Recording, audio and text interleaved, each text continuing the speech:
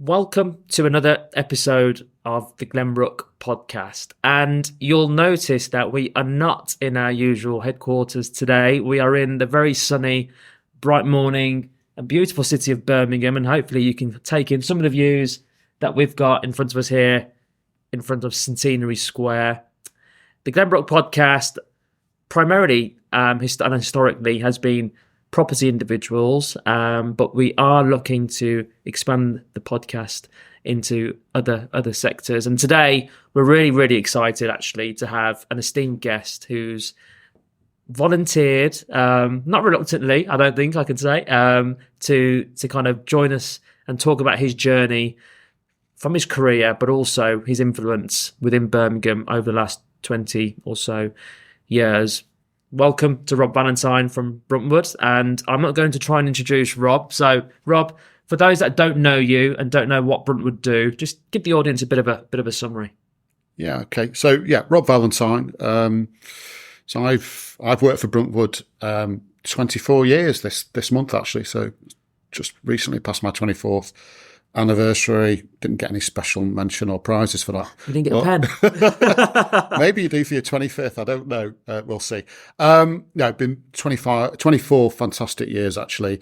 I came from a non-property background and perhaps talk about that journey a little bit later. I had various roles within the business. Worked in Manchester. You could probably tell I'm a Mancunian from the voice. I started off in asset management, moved into commercial. Really enjoyed that role. Moved into development for a number of years, and then the great financial crash came along. And actually, that was my big opportunity because that's when I got asked to come down to the fantastic, brilliant city that is Birmingham. And I've been here ever since, leading the business here, acquiring buildings, looking at strategic opportunities, developing our relationships, particularly with the city council, the combined authority, and the universities here. And we've had a lot of success. And I've thoroughly enjoyed my, what is now 15 years in Birmingham. It's been quite incredible. I've had various challenges along the way, lots of opportunity, a lot of excitement. And I think looking back, we've achieved a great deal. I like to see us as one of the long-term strategic investors in the city. Bruntwood's all about creating thriving cities. Yeah. And I hope and I believe we play our role here in Birmingham in delivering a thriving city and seeing a city reach its potential. That's the important thing. You guys have very much been, I'd say, long on Birmingham. I think you particularly, it's always funny because when you start speaking in audiences, you come out with your Mancunian accent, but you're really driving Birmingham as a city, which goes against that usual grain. What excites you particularly about Birmingham? Because Birmingham, it's a huge city, second largest city in the UK, but it has come with its volatility. It's come not just with the local authority, but with leadership. The most recent, obviously, ongoings with the Section 114 probably hasn't helped the city too much. How do you see that playing out? Do you see that holding the city back, or do you continue to be confident and bold about the ambition that Birmingham's got? Well, I think you've asked me two questions there, Sonny. So first of all, what do I see in Birmingham? Yeah. And secondly, where do we find ourselves at the moment, and what does that mean for the city?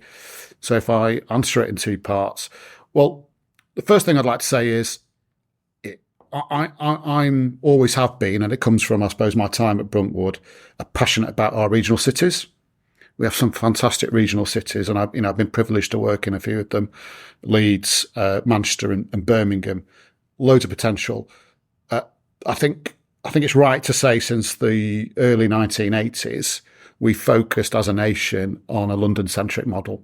London's done brilliantly. The South East has done brilliantly, and that's driven our economy. But it's also provided us a lot of challenges, particularly in the regional cities. The regional cities have not been given the tools, have not been given the support, have not been given the political autonomy to deliver on their potential. What do I see in Birmingham? Well, I'd worked in Manchester for a good while. The leadership we saw in Manchester for the last 20 years helped transform that city, and on an incredible journey. It shows it can be done, despite. So when I look at Birmingham and I look at the potential here, as you say, it's the second biggest city by populace in the UK. Demographically very diverse. That's definitely a strength. Located centrally, that's definitely a strength. And when it's right in the bank centre of the nation, centre of our railway network, will be the centre of our high speed 2 network. And I do think we will have a network of high speed 2 eventually, and centre of the motorway network. So those are intrinsic strengths. Embedded within that, we have some of the best universities in the country. Consequently, some of the best universities globally. They're all, they're ranked globally. And we have a real mixed economy as well. So very strong on professional services, which is great. But if you look at the wider economy, it has a mix of strengths, particularly around manufacturing, and also a great deal of nascent potential, particularly linking back to the universities. As you know, Sunny, we're building Birmingham Health Innovation Campus in partnership with University of Birmingham, one of the leading universities UK in life sciences, medtech. We don't have a life sciences industry in Birmingham. So when you look at that potential, that's really exciting. It's a little bit worrying we don't already have that, but we're there working with the University of Birmingham, the Birmingham Health Partners, to deliver on that potential, and that's just one example. Second part to your question, where the city finds itself right now is not ideal, and certainly the messaging that went out, Birmingham's bankrupt, that went out globally, and I was reading some press in India and seeing how that was landing. That did a great deal of damage internationally. And if you talk to the universities, they'll tell you that that really presented some really significant challenges in terms of its international student recruitment, for example. That's interesting. And investor confidence as well. And Birmingham City Council isn't bankrupt, so that whole messaging needn't have been like that. It could have been framed in a very different way. And it almost, not quite, but it almost threw away the position that we forged for ourselves with an extremely successful Commonwealth Games. We were proud sponsors of those Commonwealth Games, as we were in Manchester some 21 years ago. We saw what the Commonwealth Games did for Manchester, and you got that same palpable sense of pride, that was amazing, drive. It was an incredible time for the city. The city came alive. You really saw that depth of community that perhaps hasn't been as visible in Birmingham, to one of my great frustrations. So we had that brilliant platform, and then bankruptcy comes along. We got some really big financial difficulties the city council has, largely in their own making. I think a lot of people would agree that the city council is dysfunctional. And made some really poor decisions, and finds itself in a really difficult position. It will ultimately work through those issues. But in order for this city to be successful, we have to focus on growth. So balancing the books is one thing, but we have to have a growth agenda. So I think that's the opportunity right now. And actually, where the city finds itself, and I've talked to senior politicians about this and senior officials about this. Don't waste a good crisis, is what I would say. We're in a position now where we can rethink the paradigm. So what couldn't be thought about 12, 18 months ago can now be thought about. It's particularly around, I think, public-private partnerships.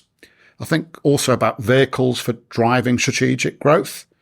So I think we can look at development corporations, for example.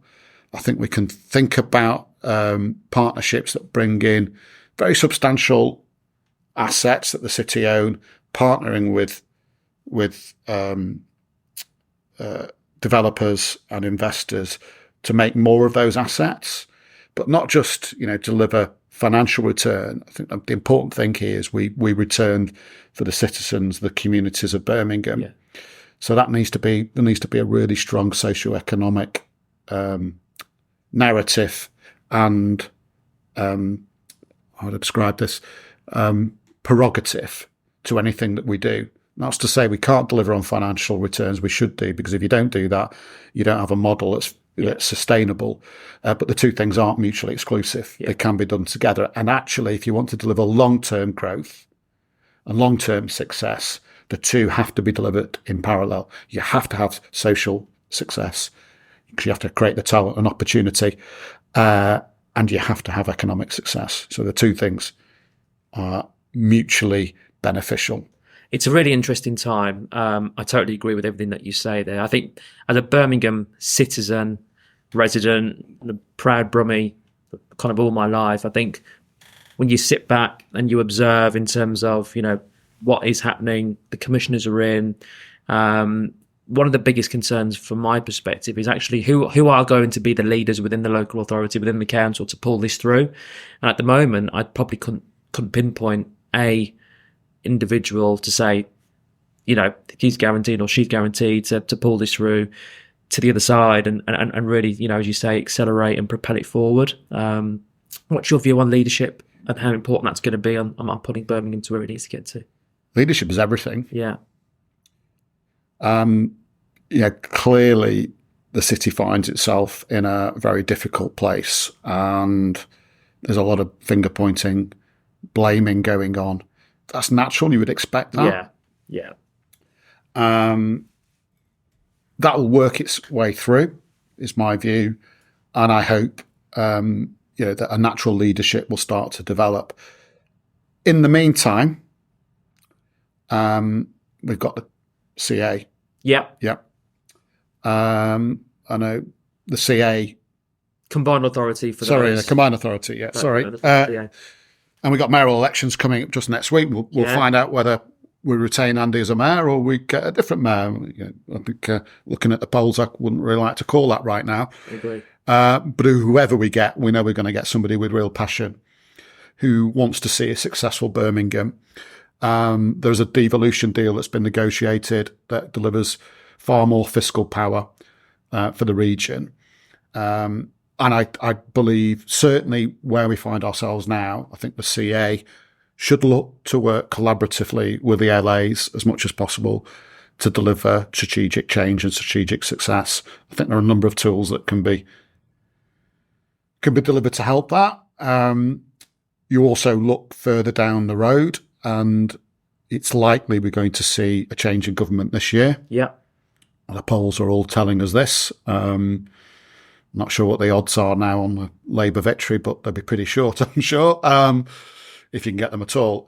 So we're going to probably going to see a Labour administration. I was just reading some stuff this morning, actually, on what their regional policy is going to look like. And it's pretty positive, actually. Yeah. So I think we're going to see more devolution.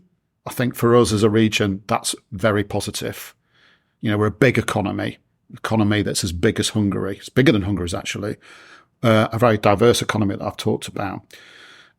So a regional autonomy that can build on those intrinsic strengths is really important. So we're going to see more devolution. And I hope that's delivered in a way that takes the LAs on that journey. So it's delivered in a joined up way, a collaborative way. And I think for me, that's the opportunity for Birmingham. And as I said, don't waste a good crisis. We've got a number of strategic opportunities here in the city of Birmingham right now. And, just look at Digbeth, for example, and everything that's happening in Digbeth. We've got the BBC committed now. I walked past the tea factory the other day. Good. Cranes are on site. That's being delivered. That's incredibly exciting. Digbeth Locks, and the plans to deliver studios down there. Again, a nascent opportunity, a fantastic opportunity led by Stephen Knight, who is one of the most passionate Brummies you could ever hope to meet, and a brilliant ambassador, and ultimately, he's going to be a brilliant an investor for Birmingham and Digbeth, and helping bring a new industry, a new opportunity to Digbeth, and that will have positive effects in many communities and right across the city. That's just one example. The work we're doing in collaboration with Aston University and Birmingham City Council and BCU over at Birmingham Innovation Quarter, we've now got investment zone status for that. That's incredible.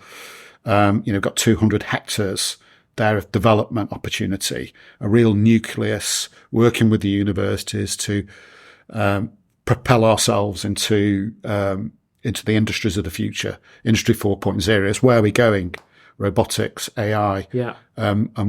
We're very proud to be a strategic partner within that IZ. So again, great opportunity there. Ladywood housing. There are a number of real important strategic opportunities across the city that need to be delivered, and we need to be protected.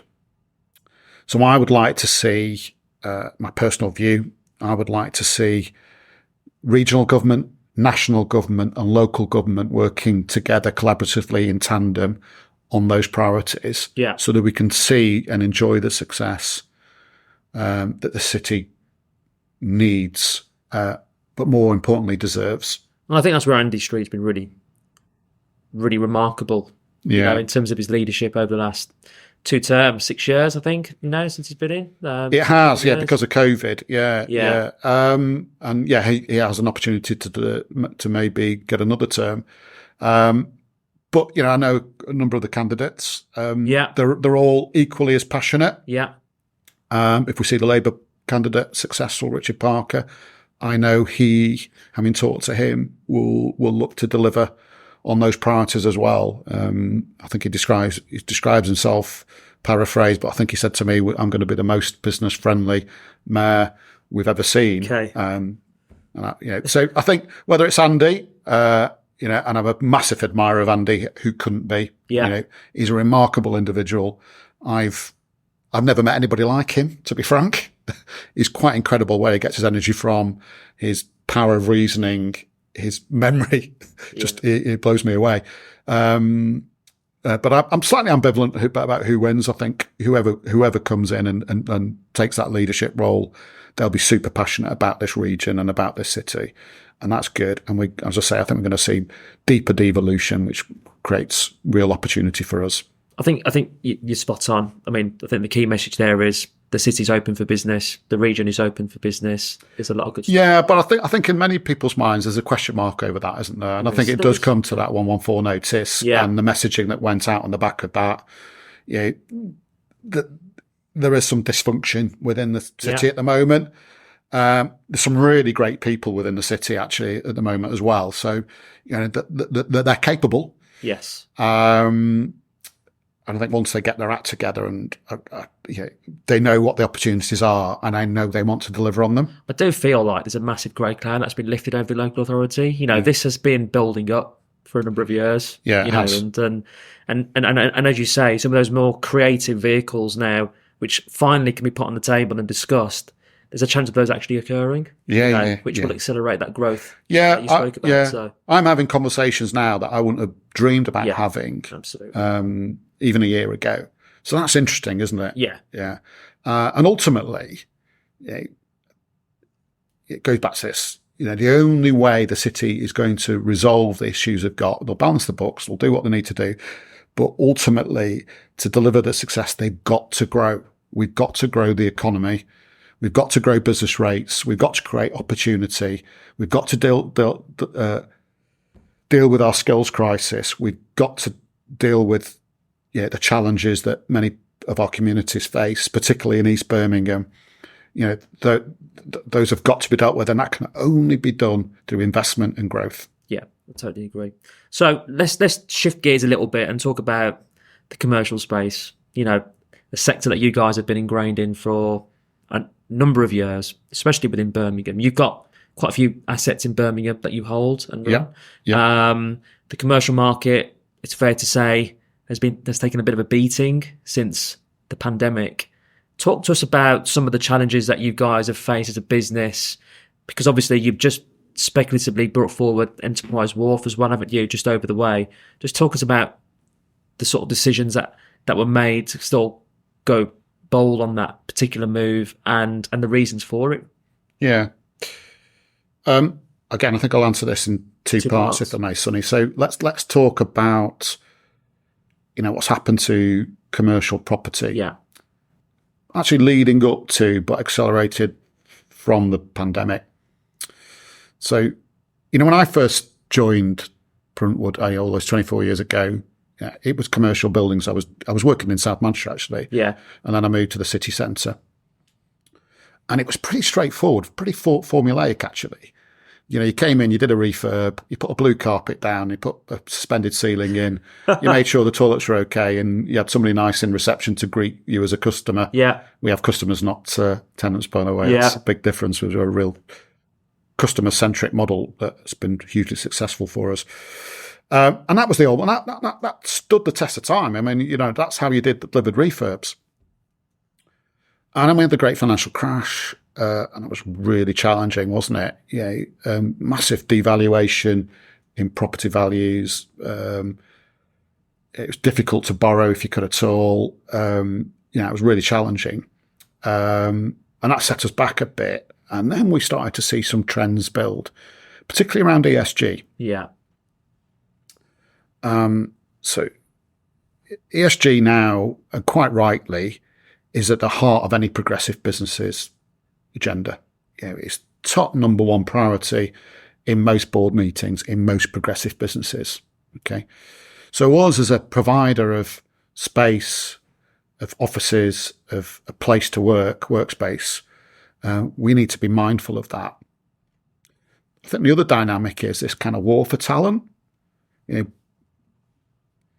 Businesses need the best people in order to be successful. It's their biggest asset. Yeah. And investing in that asset is really important. And pre-pandemic, we saw a lot of this.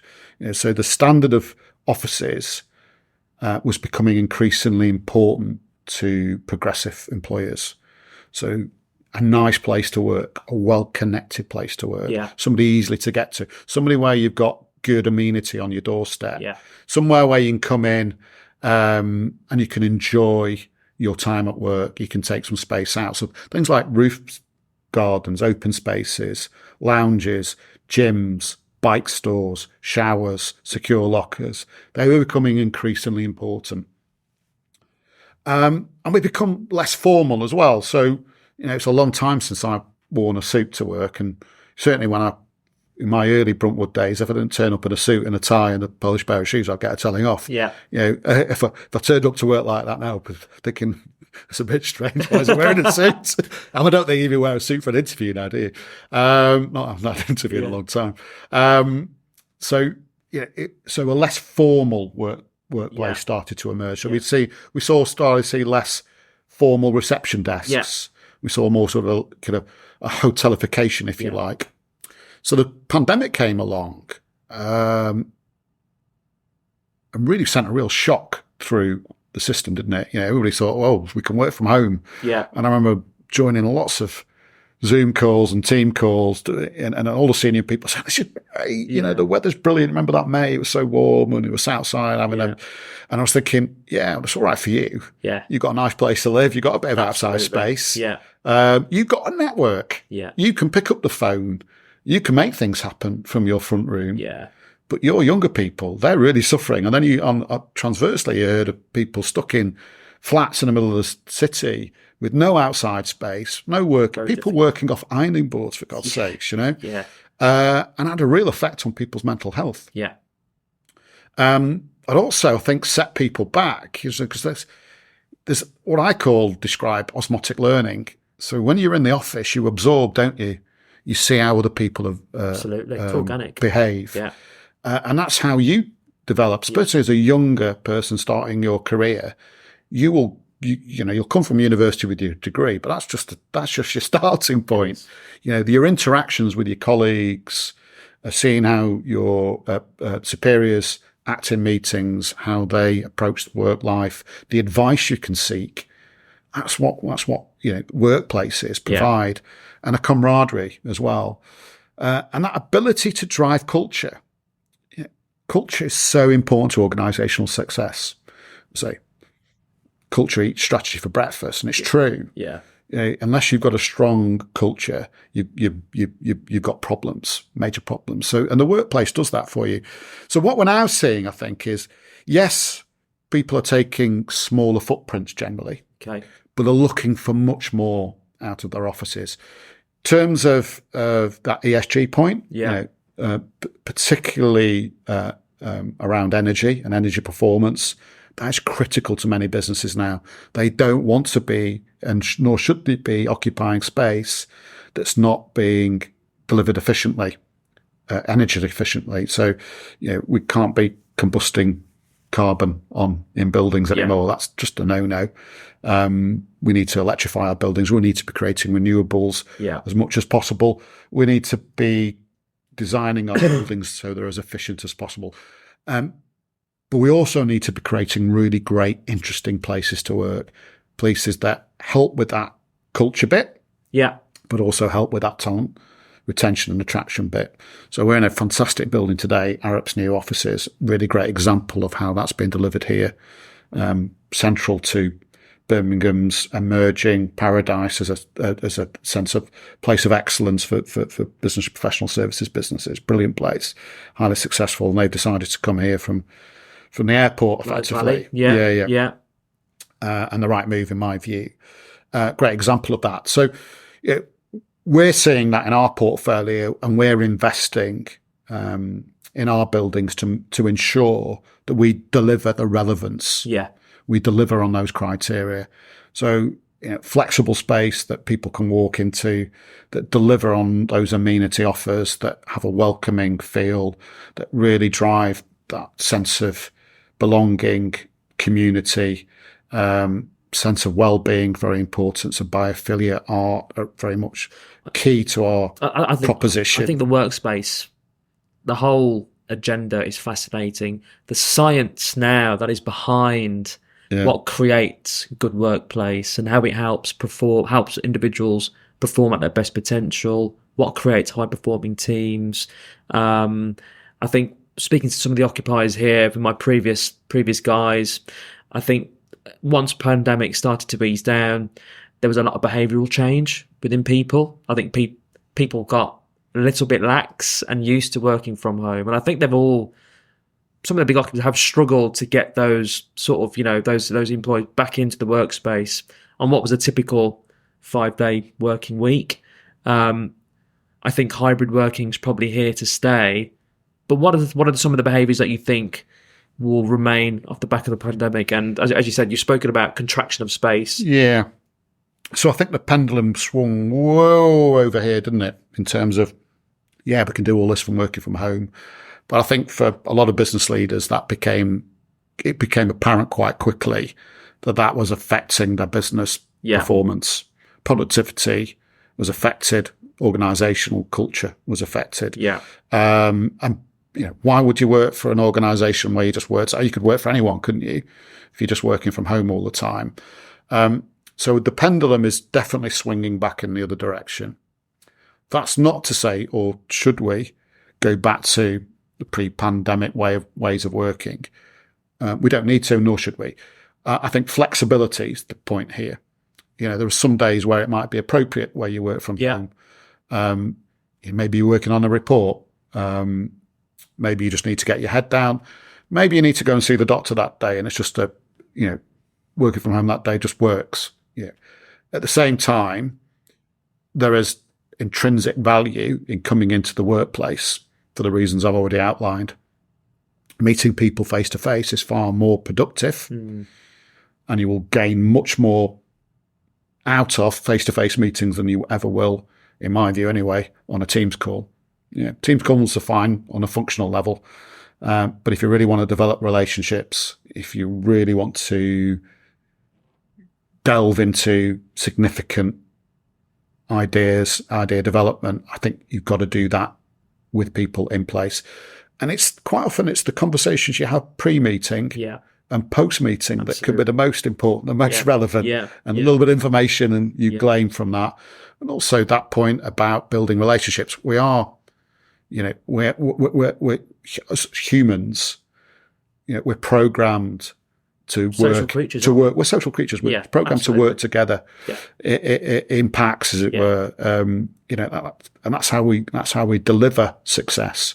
So we should, you know, the office and city centres play a vital role in that. So I think, the pendulum's coming back the other way. I think it'll continue to come back the other way. Yeah. But I think flexible working's here to stay. And what helps with that, of course, is technology. Cool. You know? Yeah. I probably do 80% of my work on my phone. Yeah. Probably too much, really. But it's a nomadic lifestyle I have. It means I you know, absolutely depend on that as a way of communicating and absorbing information. You know, that's an incredible tool. So the ability for us to work in a much more flexible ways should be recognised, and that aligns itself to, you know, a more flexible work pattern. Also helps just, you know, when, you know, different stages of life. If you've got young children, absolutely, and, yeah, you know, a little bit more flexibility is a good thing, isn't it? It's about trust, though, as well, isn't it? You know, I think, you know, it is about trust.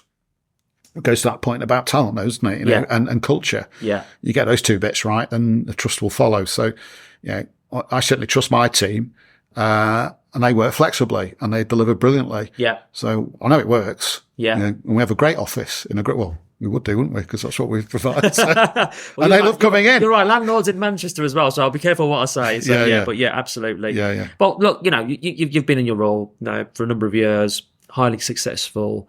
You've gone through all the challenges and you've seen all the trends.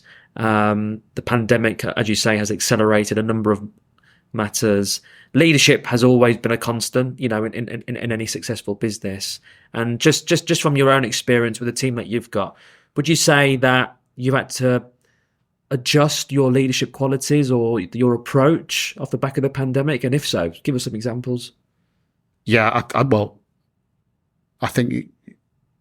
I do have a leadership role, and it's one I'm very conscious of, and I think it's one that you continually look to evolve. Okay. It's number one on my agenda, I think. You know, in terms of my own development, I see my primary role as delivering as good as leadership as I possibly can. Because ultimately, I want to see a successful business. You know, that's what I'm primarily here to help deliver opportunities, but also I want to see a successful team, and I want to see successful individuals within that team. I'm not going to be here forever. You know, I'm not going to tell you my age, but I'm not that far away from retirement actually. So I want to leave a team that can just step up and are stepping up, you know, quite frankly. So that point about leadership is absolutely key and crucial. Has my leadership changed since the pandemic? Yeah, most definitely has. Okay. You know, it's been a lot of time for us to reflect, hasn't it, about how we deliver leadership, what leadership means. And I've definitely, I hope, I've talked to my team about this, evolved my style of leadership to be far more collaborative. Okay.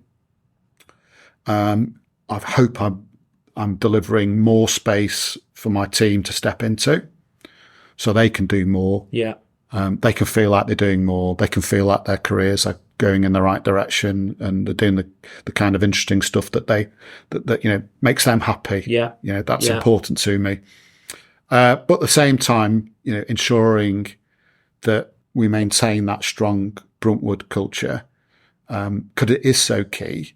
I know from, you know, we've changed as a business, you know, over the years. And I remember joining in my early 30s, and I was very fortunate to come under the wing of our then chairman but our founder, Mike Oglesby.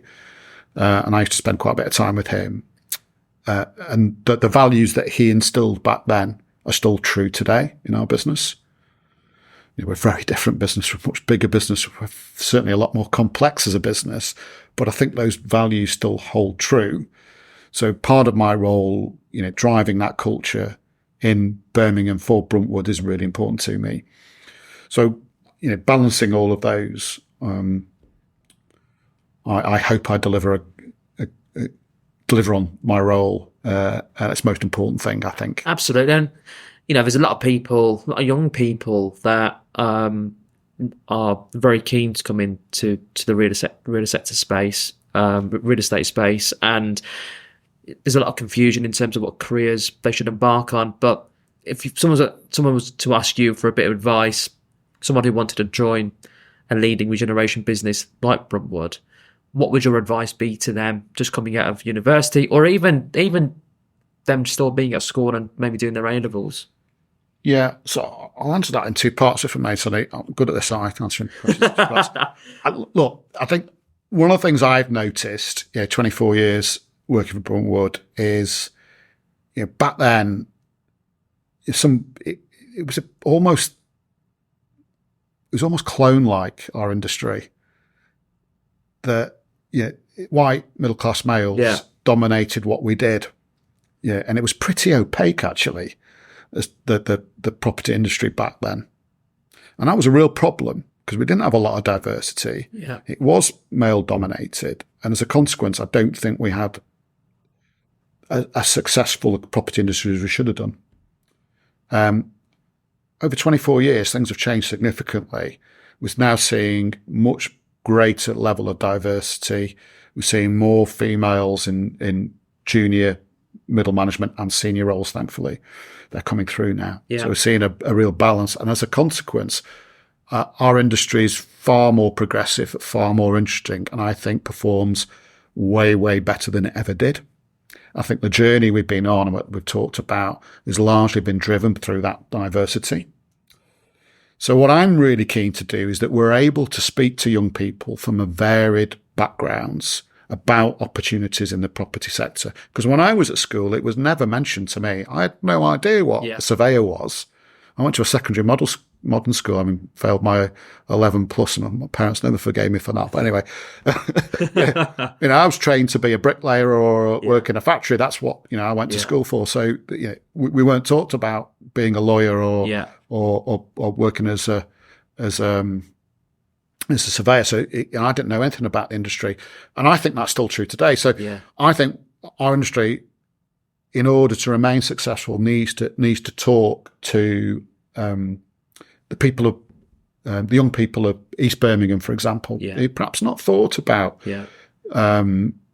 property as an exciting, and it is. Tony, you're in it. You know how brilliant an industry it can be, and what a difference it can make to people's lives and the success of places and cities. It's an incredible industry, and I've been so privileged to being part of that industry for such a long time. So I'm really keen to get that message out, that come in, and the variety of roles that you can, from a building surveyor, an investment surveyor, quantity surveyor, property management, expert and ESG, the number of different roles that you can now have, it existed then, but I think evolved even more so, makes for enormous opportunities for people. Yeah. So we need to get that message out. So if I was to have a conversation with somebody in a school in East Birmingham about why they might want to consider properties industry, I'd probably talk about my own journey. Yeah. And what it's done for me in my life and how much reward I've been able to drive through my career and how happy I've been. And ultimately, I've had a good life on the back of it as well. I've paid reasonbit reasonably well. And did you apply to go to Bruntwood? Was it a vacancy or what? Yeah, it was. Okay. Yeah, it was an interesting story, that. So a bit of an epiphany for me, really, because I'd just been made redundant. So I'd got my first degree. Yeah. Which is an economics degree in Manchester. And I'd gone to work for a couple of different businesses, but ended up in a business called Greenhalls, which is a big pub company in Warrington. So I was working in Warrington at the head office there, in marketing and strategic marketing, that kind of stuff. It was quite interesting. Yeah. And I enjoyed what I did. It wasn't a very well-run business, unfortunately. And we got bought out. So Scottish and Newcastle bought us, closed the head office, and we all got made redundant. I think from memory, I think I got a redundancy package of about $5,500, which seemed quite a lot of money back then, and it was actually. But I was, I didn't have a job, and I was thinking, well, what do I do now? So I was thinking, I was actually studying for a master's at the time as well, and I was just getting to the end of that. So I was home with my mum actually. And it's this is 2000, so this is pre-internet. Yeah. And my mum used to get a copy of the Manchester Evening News every day, being a good Mancunian that she was. And she noticed this little job advert in the back of the Manchester Evening News. Robert, you've got to, it was a bit for business manager. She said, you got a business degree. Well, sort of, Mum, economics sort of business. Yeah. But I was doing my master's, which was in sort of business related. I said, Bruntwood, I don't know who they are. Maybe you should apply for that. I thought, well, yeah. Looks interesting. Yeah. Business manager, Bruntwood. So I applied for that role. I went along. They must have liked me because they pretty well offered me the job there and then. Yeah. Which was brilliant. It was quite a small business then. Yeah. And that's how I entered the world of property. So when I went for the role, I had no idea who Bruntwood were really, because you couldn't look up on the internet. I knew they did something with buildings. And that was about it. Yeah. I didn't know what a surveyor was. And I remember sitting in the interview and they were explaining what it all was. I was thinking, it sounds really interesting, this. Yeah. Years later. Yeah. And I still don't have a cognitive degree, so. You're a very, very busy guy, spread geographically across the UK. One of the things that I always find fascinating from individuals is just understanding how they get balance, what they do in the day and what they do outside of their sort of work life. And, I think the listeners would be really keen to understand how you spend your spare time and how that actually helps with your performance at work. Yeah, and it's that yin and yang, that balance is so important. And I'm really lucky. So first thing, I've got a partner, and Kim, she's into the same stuff I'm into. So that really helps. So we like the outsides, effectively. Yeah. So we've got a camper van. We make really great use of that. So we travel. You've done some travelling in that, haven't you? We've done some travelling. We get into deep. We were in Corsica last year in it. We're planning to go to Sardinia this year in it. Fantastic. We've explored France, Spain, all of the UK, Scotland, everywhere. So that's a brilliant thing. We like our, we're out the outside. So I love climbing mountains. I used to be a very competitive runner. Okay. I still run. I don't compete anymore. So I was looking at the London Marathon last. Getting itchy feet. Yeah, it was sort of. Yeah, and I've run London Marathon 5 times. I don't know how many marathons I've done, but quite a few. I used to race every weekend. I don't anymore, but I still run. Yeah. I'm not telling you how many bikes I've got. Too many, but I've got quite a few bikes. Yeah. So I'm out on a bike as much as I can. I read a lot. I think you have to read a lot. Yeah. Particularly when we're talking about leadership. Yeah. Thought leadership is really important.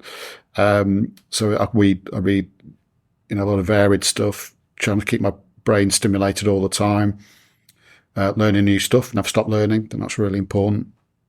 And recently I've been very lucky. Kim and I bought a place in Wales. That's a few months. So we're spending as much time as we can in Wales to do all the things that I've just talked about. Yeah. So, but it is important, isn't it? It's important.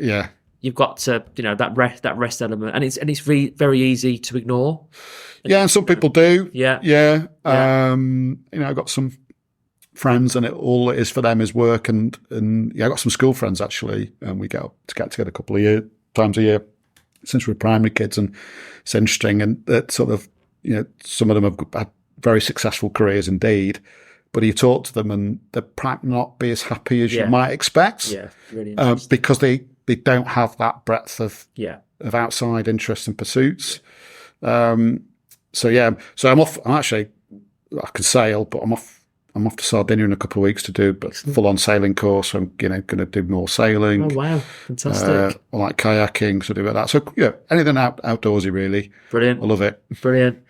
One final question for you, Rob. Yeah. And I think what we want to do with our sort of host, our guests, is just to kind of leave a few lessons with the audience based on personal experience. So, what's the one what would you say the one pivotal moment in your life is or was, and what was the key lesson you actually learned from that? It's a tough one, isn't it? It is a tough one. It's a very deep question. It is a deep question. It's a good. Okay. Well, I'll go back to that point when I went for that job interview. Okay. Because I had a number of job interviews at the time, and I had a couple of offers, and I could have gone safe, and I could have just gone for a marketing role. And there was a drugs company I was talking to, and it paid really well. It was and they wanted somebody there, and they offered me, and it was more money. But I went with the Bruntwood role because it looked and felt more interesting. Yeah. And it felt and seemed to me like it was going to give me more value. And I'm so pleased I did that. I'm so pleased I pivoted my career into the property industry, because I don't believe I would have had the life I've been able to enjoy. I don't believe I would have been able to, I think I have added value into the cities in which I've worked. Yeah. Unless I'd made that decision and gone with my gut instinct and said, yeah, I'm going to come and work for you, Bruntwood. 24 years later, I'm still here. I'm still thoroughly passionate about Bruntwood as a business and what I do as a person. Fantastic. Great story. Well, Rob, it's been a fantastic conversation, really fascinating. I've learnt a lot in our chat. What we'd like to do is reach out to the audience and the listeners. If there's only one thing that you do from listening this podcast, please press subscribe, but also bring in your comments in the comments box when the podcast is posted. Link in the hashtag workplace reimagined. And we want to hear from you. We want to hear about your workplaces, your career journeys, what makes you really passionate about what you do here today. Rob, once again, thanks ever so much for sparing the time. Really appreciate it. Been a pleasure. Thank you. Thank you.